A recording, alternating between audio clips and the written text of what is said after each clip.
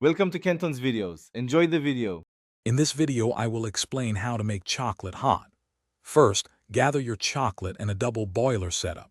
Chop your chocolate into small, uniform pieces. This helps it melt evenly. Place the chopped chocolate in the top bowl of your double boiler. Ensure the water in the bottom pot is simmering gently, not boiling vigorously, to create steam. This indirect heat is crucial for preventing scorching and achieving a silky texture.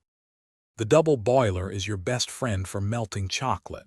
The simmering water creates steam, which indirectly heats the bowl above it. Crucially, the bottom of your chocolate bowl should not touch the water. This prevents overheating and ensures a gradual, controlled melt. Stir the chocolate gently and continuously as it softens. This method guarantees a smooth, lump-free result every time. Once your chocolate is about 2/3 melted, remove the top bowl from the heat. The residual heat will continue to melt the remaining pieces. Keep stirring until the chocolate is completely smooth and beautifully glossy.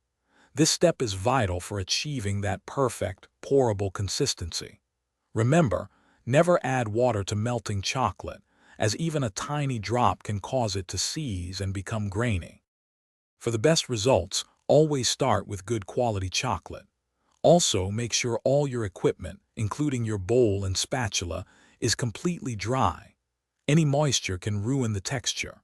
Dark chocolate typically melts best around 120 degrees Fahrenheit, while milk and white chocolate prefer a slightly lower temperature, closer to 110 degrees Fahrenheit.